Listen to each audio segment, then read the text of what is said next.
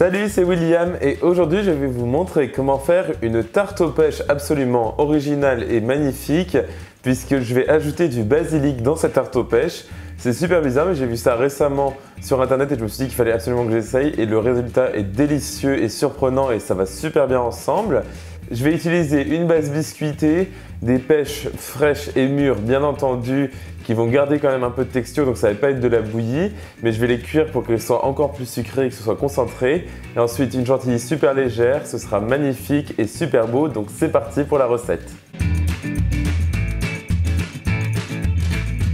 Alors on va tout de suite commencer par la base biscuitée et aujourd'hui je vais utiliser des biscuits qui s'appellent des ginger nuts. Ce sont des biscuits secs au gingembre. C'est un goût de gingembre frais et en même temps de gingembre confit. C'est assez particulier, c'est super bon. Et je vais utiliser ça car ça va très bien avec la pêche. Vous pouvez bien sûr utiliser des spéculoos en France. Et je les ai donc réduits en poudre comme si j'allais faire un cheesecake. Ensuite, j'ajoute du beurre fondu et je mélange le tout jusqu'à ce que j'ai une texture bien uniforme et que ça ressemble à du sable mouillé. Parfait, mon mélange est bien homogène donc je vais l'utiliser dans un moule à tarte qui a une base amovible. C'est beaucoup plus facile à utiliser qu'un moule à tarte normal, donc sans base amovible car après pour le démouler c'est vraiment une catastrophe. Donc je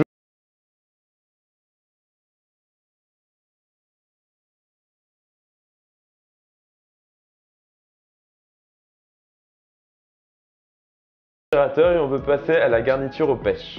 Alors pour ma garniture aux pêches, j'utilise bien entendu des pêches mûres et fraîches puisque c'est encore de saison et j'ai réussi à en trouver des très bonnes. Ça va vraiment être important dans cette recette puisqu'on va les cuire nous-mêmes et ça va nous apporter un petit peu la texture des pêches au sirop en conserve mais bien entendu avec un goût 1000 fois meilleur. Et donc je vais commencer par les réduire dans une casserole ou une marmite, peu importe, avec un petit peu d'eau et un petit peu de sucre. J'essaye de ne pas mettre trop de sucre justement car ce sont des pêches qui sont très sucrées puisqu'elles sont de saison. Et ensuite je mélange le tout et j'ajoute des feuilles de basilic. Vous en utilisez autant que vous souhaitez. Dans la recette que j'avais vue à l'origine, il y avait une feuille de basilic et franchement j'en ai mis une, j'ai goûté, ça n'a rien changé. Donc je préfère en mettre beaucoup, moi j'en ai au moins 4-5 pour que c'est quand même un goût de basilic prononcé, c'est quand même le but. Et pas juste faire genre qu'on a mis du basilic dedans pour être original. Je couvre le tout avec un couvercle et je fais chauffer mes pêches pendant environ 8 à 10 minutes ou jusqu'à ce qu'elles soient bien fondantes et que le jus s'épaississe.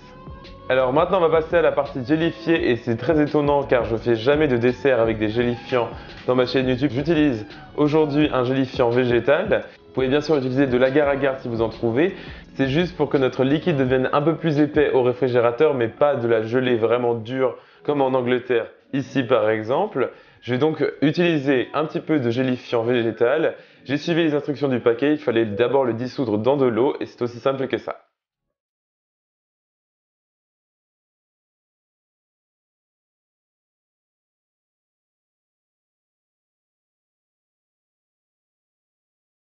Alors mes pêches ont bien cuit encore 2-3 minutes avec le gélifiant. Maintenant je vais enlever le basilic et je les ai laissées refroidir environ 5 minutes, elles ne sont plus trop bouillantes.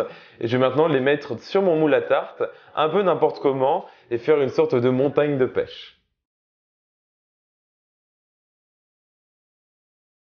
Vous pouvez voir que j'ajoute aussi le jus de mes pêches qui va bien sûr durcir au réfrigérateur grâce au gélifiant car il est plein de saveurs et il est absolument délicieux, donc surtout gardez-le. Voilà, donc j'ai bien recouvert toute ma tarte, donc maintenant je vais mettre le tout au réfrigérateur pendant environ 30 minutes à 1 heure pour que ça surcisse un peu et ensuite on pourra passer à la partie crème chantilly. Alors pour la décoration de notre tarte, j'utilise ici de la crème chantilly, ça va un petit peu rappeler le côté pêche melba qui mélange de la crème et des pêches. Et donc j'ai fait une crème chantilly très légère avec très peu de sucre vraiment, où j'ai juste battu de la crème entière bien grasse avec quelques cuillères à soupe de sucre glace et un peu de vanille et c'est tout. Et je vais donc décorer ma tarte avec une poche à douille et une douille cannelée.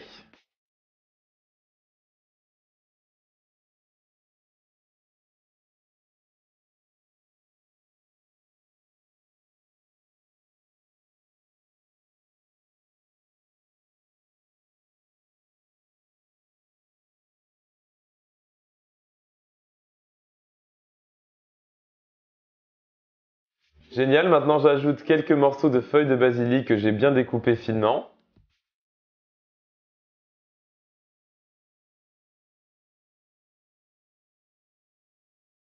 Parfait, donc notre tarte est bien prête, donc maintenant je vais la laisser refroidir environ 2 heures au réfrigérateur avant de la servir. C'est très important pour que tout durcisse et que les saveurs deviennent vraiment magnifiques et qu'elles se mélangent entre elles, et ensuite ce sera parfait. Alors comme vous pouvez voir, j'ai mangé cette tarte aux pêches avec une partie de ma famille et c'était assez compliqué de découper cette tarte car il faisait très chaud.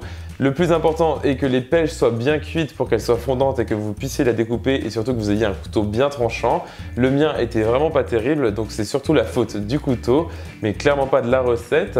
Quoi qu'il en soit, cette recette est absolument délicieuse. L'association pêche un petit peu sucré avec le basilic et la crème super légère, c'est super bon. La base au gingembre est aussi délicieuse.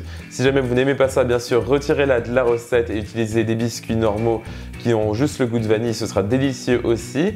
En tout cas, la recette complète est sur mon blog, donc williamskitchenblog.com. Pensez à me suivre sur tous mes réseaux sociaux que vous pourrez retrouver juste en dessous et à vous abonner à ma chaîne YouTube, ça m'aide beaucoup dans ma progression ici. Et moi, je vous revois la semaine prochaine pour une nouvelle vidéo. Salut!